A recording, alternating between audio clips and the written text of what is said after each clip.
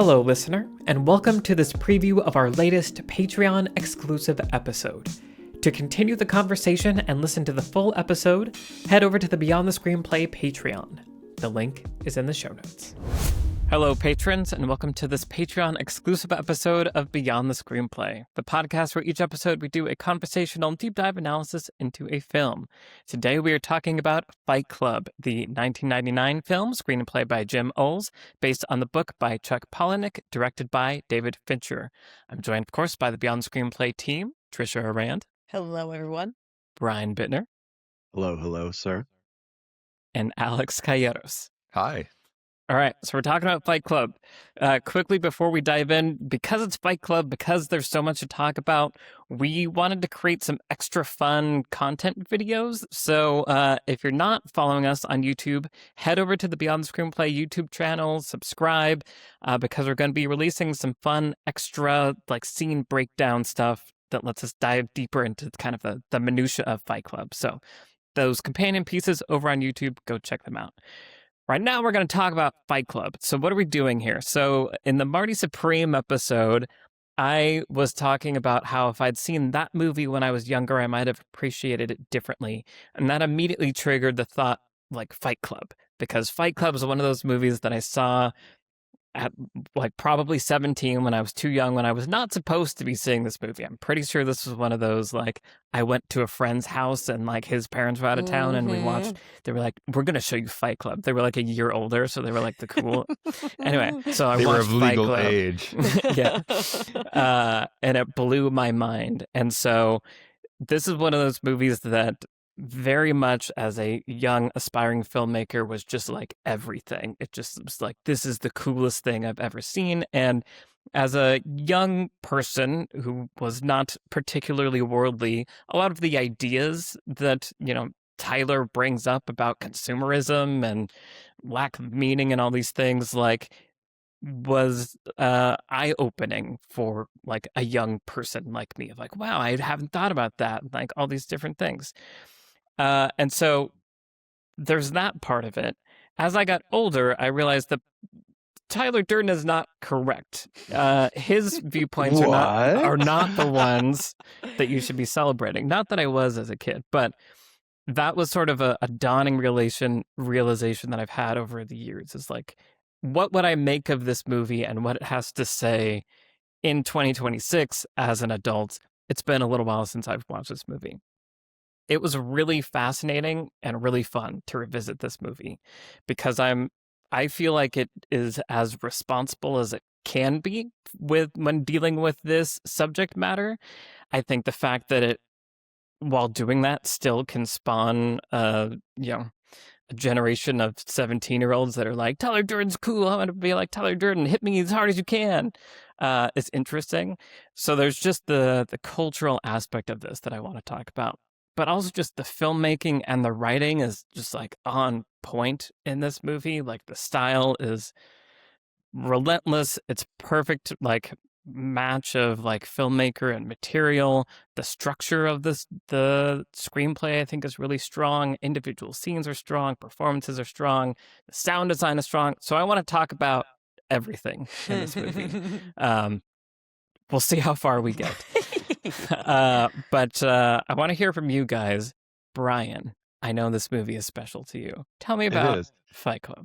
I also just thought how to fix Marty Supreme, which is the twist at the end is that the guy who like learns his lesson and abandons his hopes and dreams to like focus on family, and then the other guy who's also in the movie played by the same character with the same name, who is going after his same mission, they're actually two different people. Wow. That they didn't know all along. Yeah. One of those movies. That would have been great. Yeah. Amazing. Because this movie knows where it wants its characters to go. But yeah, this was, I say Labyrinth is my favorite movie, but that definitely has a lot to do with sentimentality and history and everything. Obviously, at this point, I have a lot of history with Fight Club too, but I think Fight Club is my favorite movie as a movie. Like, in terms of what the movie is, I can't think of another one where I'm like, yep, that's all the things I want.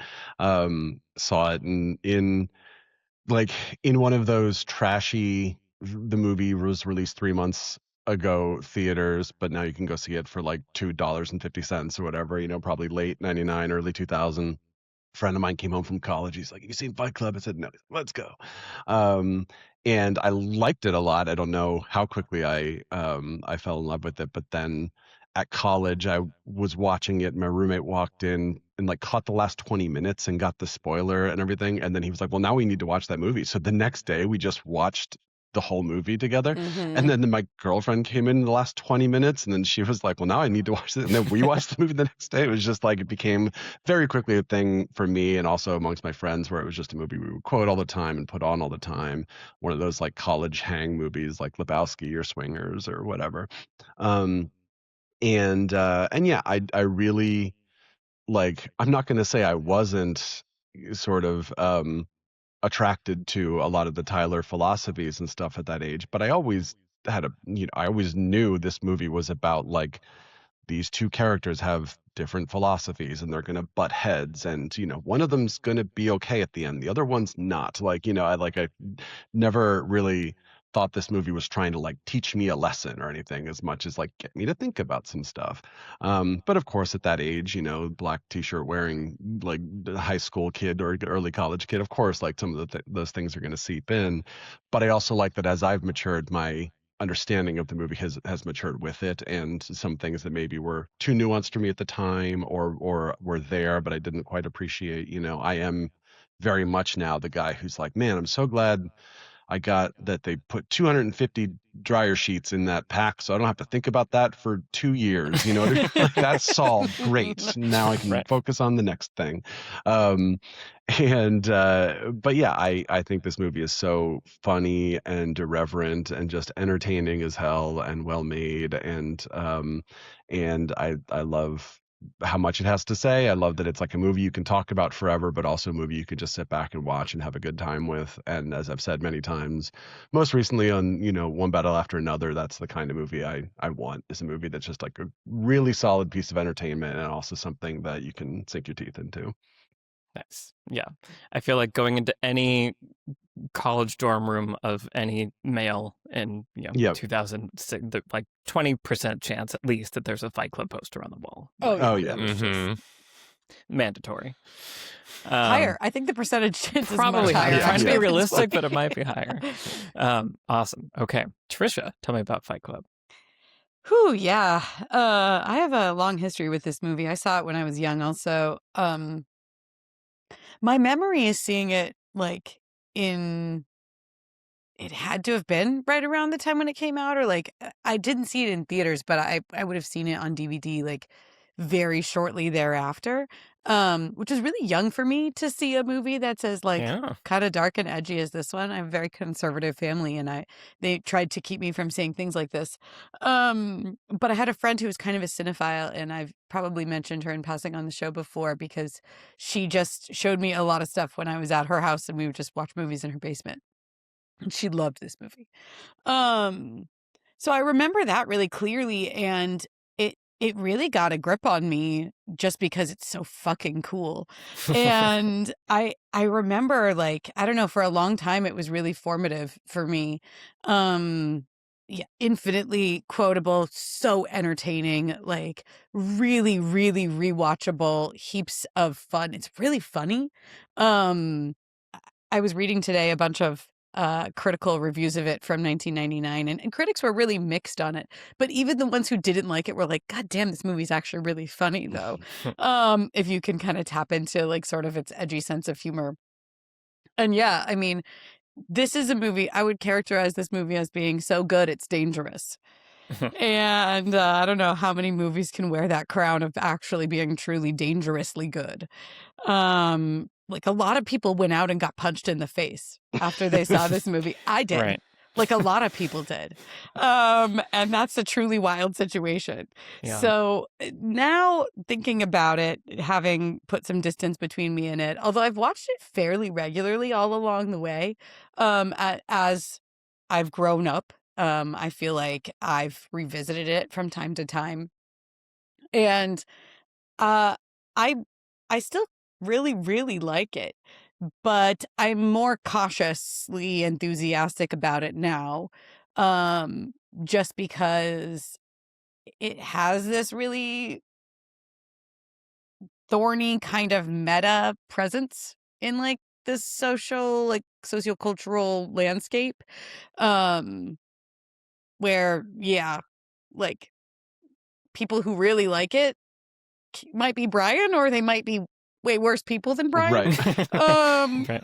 You know what I'm saying? Where I'm just Right. like, if a dude tells me at a bar this is his favorite movie, I'm like, okay, Mhm. like maybe you're Tell cool, me some but more movies. yeah, what right. are other things you like We too? need further Yeah. calibration here. Yeah. So, yeah, I feel like for that reason, I probably didn't put it on my favorites of 1999 list. Also, 1999 had a lot going on, and there were a lot of other things I liked. Yeah. But it has been like, I know it really well, and I'm really, really excited and a little bit scared to talk about it. Yeah. I mean, there's so much, for sure. Okay, cool. Alex, what about you? I'm genuinely have we ever talked about Fight Club? Tell me about Fight Club, Alex.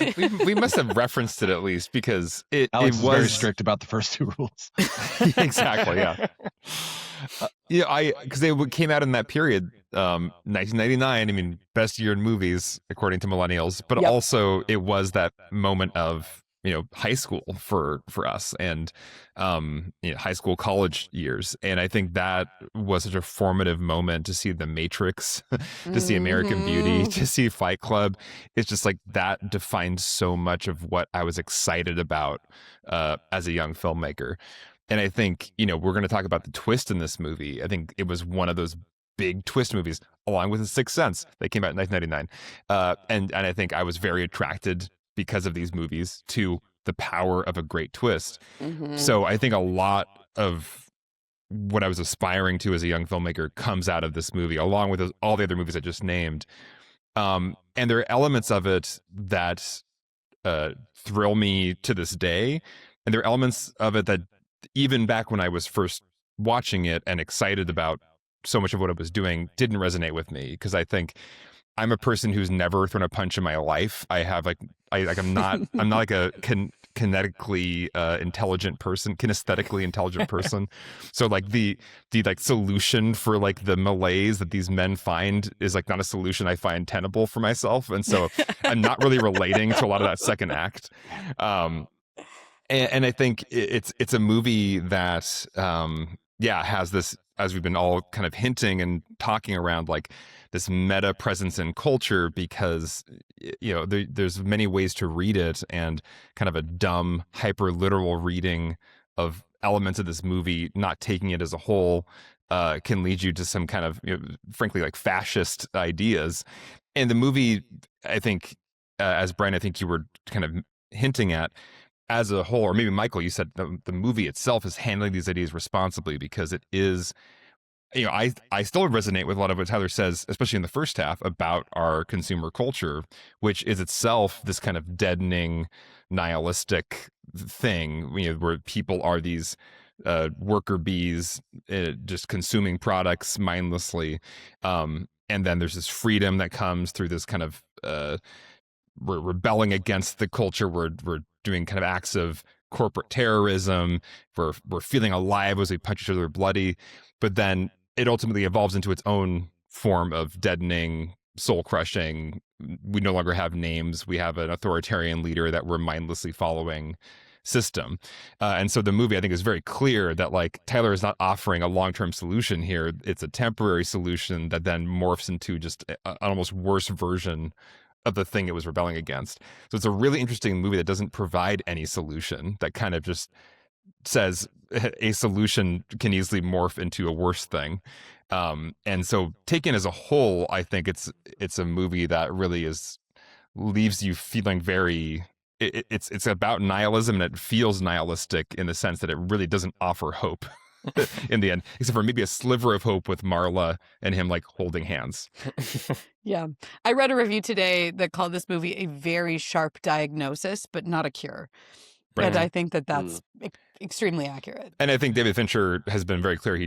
That's exactly what he wanted. He's not offering any cure. And I think he even read a quote that he's like, fascism itself offers like, this is the way, this is how we make things great again. And this movie does not offer that. And so there is no there is no path forward that it is saying. It is just kind of showing. Yeah. Mm-hmm. Yeah, I mean, it's such a fascinating movie, and Trisha, yeah, I like your phrase of like "so good it's dangerous." Like, I think that is what was so intoxicating as a young person is you get swept up on the ride and kind of don't pay attention to the details. And so I think just like to frame it all, uh, what I was trying to pay attention to this time was like macro story structure, because I'd never really thought about like that kind of story structure with Fight Club. And it feels to me like it has a pretty conventional structure, actually. So we have the protagonist in the first act. There's something missing in his life. He's not feeling fulfilled. He can't sleep. He finds the solution with these going to these groups and all this weird stuff. But eventually, it's like he meets Tyler Durden, and so it's a person who's offering a more like uh, an enticing solution of like, I want to be like you, like I'm going to seduce you over to this side. So like Act 2 begins, he moves into Tyler's house, and the first act is sort of the fun and games of like, I want you to punch me, like all that stuff, the building of the Fight Club, etc., is happening. And in that half, Tyler is kind of portrayed as this like genius god. He has all the answers. Don't you want to be like him? Like, look at how cool he is, all this stuff. And then I was trying to identify the midpoint, and it was a little opaque. Brian, do you want to? Well, yeah, sorry, I didn't mean to cut you off as much as I have a comment. The actual midpoint, which felt to me like a midpoint-y thing, by which I mean time-wise, the actual midpoint, is when Bob says, I go Tuesdays and Thursdays, whatever, and then he says, do you know about Tyler Durden? And it's kind of this shift of like, oh, like Fight Club and Tyler Durden is now a thing that is beyond all of us, right? Interesting. But then I think the narrator, who I may refer to as Jack because it's easier throughout the episode, I think the fight with the boss is probably his character midpoint, but that doesn't happen for another, it's 8 minutes or 10 minutes into the movie or something. But there's this shift. Do you know about Tyler Durden? Where it's like, now we're off to the Project Mayhem races from that moment, I think. It's got to be. Sorry, I would just imagine it because I realized when I was deep in the second half of the movie that I had blinked and somehow the midpoint had gone by, which never happens to me, or very rarely. And it's got to be the chemical burn, right? Or like close to it, I would think. Where the truth is revealed for the first time. See, and I think like this movie's so interesting because I think it is a pretty diffuse, layered midpoint. Like I think we've used the phrase hard. Midpoint sequence before, which is sort of like a series of events. Yeah, because I think there is that turn over a series of scenes from the kind of purity of the kind of just Fight Club. Oh shit! Sorry, just knocked over my water bottle. The irreverence. Bottles now. This is why Alex can't be in a Fight Club. I said the aforementioned. No kinesthetic intelligence here. I feel this sequence where there's the kind of, as you said, Michael, the fun and games where there's kind of almost this pure joy and elation coming out of the Fight Club experience. There is this kind of simple brotherhood about it all. And then Tyler's starting to give out assignments and homework, and he becomes this more boss figure who's kind of being unquestionably like listened to. They're like lighting a cigarette. He beats up that like mafia guy who comes down. And so there's some pivot that kind of slowly happens where now he's the authoritarian almost figure who's now making everybody shave their hair and go through a hazing ritual. And it's no longer that kind of pure brotherhood and this new structured thing. And there's no one scene where that happens. It kind of happens over a period of scenes. Yeah. I would sort of diagnose it as, as we're talking about this first half is sort of, we've used the phrase, the lie the character believes, right? And so Edward Norton's character is like seduced by the lie of Tyler Durden, and then I think by the fight with the boss. After that, at the end of that fight, is when Tyler starts handing out envelopes and assignments, and it's like, oh, officially, like this is now moving into something. And so I do think it's all of these things that we're talking about, and that it is kind of a layered thing. But to me, that was like, okay, this is kind of officially moved into now Fight Club's becoming something more than just Fight Club. Right. Yeah, I just looked it up, and chemical burn goes straight into, don't bring me this stuff you find in the photocopier, whatever, like that whole, like, maybe the person who wrote this is dangerous, da da da. And that's like 5 minutes before the technical midpoint of the movie, and then the fight with the boss is like 5 minutes after. So it is just this sort of sequence of boom, boom, boom, as we're talking about. Yeah, nice. And I think it's an interesting example of how it can be, how this movie is dangerously good, because that switchover of Tyler, now I'm in charge, I'm giving you homework assignments, happens on the heels of this visceral sacrifice that he makes for the greater good, for the people, right? So the boss comes down and wants to shut things down, and Tyler's like, I'm going to let this guy punch me and get his anger out, and then kind of use this against him. And now I've gained the leverage to like have this have Fight Club continue. And so it's a sort of semi like martyrdom almost that he models for people, and it's effective because it is a sacrifice, but it also kind of obscures this bleed into, and now you're working for me change. Yeah, there's almost like a religious vibe there. It is that Jesus kind of martyrdom, getting kind of like bloodied and punished so the group can go on, the group can survive. Yeah. And so then to just finish it off, there's things, Project Mayhem, like the building up happens, things get crazier, things come to a head with Marla, and then we have and then one day, like, Tyler was gone, right? And Edward Norton wakes up, Tyler is gone, and I think that pretty clearly is part of the sending us into Act 3, where suddenly the narrator is like, wait, what has happened? And then we're with him, and it's cool that he, like, how much responsibility he takes for it. Like, I thought that was interesting this time, of like, he fully realizes what's happened, that he has this alternate personality, that if I go to sleep, bad things are going to happen. He tries to turn himself into the police. He tries to save Marla. He's trying to do all these things. I appreciated that the movie lets him have that level of awareness and that level of desperation, but then also just meets him with bigger and bigger obstacles, such that, like, the police force is corrupted. Like, he tries to call the buildings to warn them security's corrupted. So I think it's a cool example of a beat that perhaps I miss in movies like The Wolf of Wall Street, where, like, maybe the protagonist who has done bad behavior doesn't signal or embrace the responsibility of that as fully. And I think this movie really dives into that and pushes him to drive toward that responsibility, and lets that just raise the stakes even more, because the obstacles he hits makes it harder and harder, and then we get to the climax. Anyway, so I just thought, like, for a movie that has so much going on, I think there is a pretty solid conventional, like, arc in place that is, like, sustaining so much of it. It's just buried under layers of awesome filmmaking and stuff as well. Right. Hope you enjoyed this preview clip. To continue the conversation and listen to the entire episode, head over to the Beyond the Screenplay Patreon. The link is in the show notes.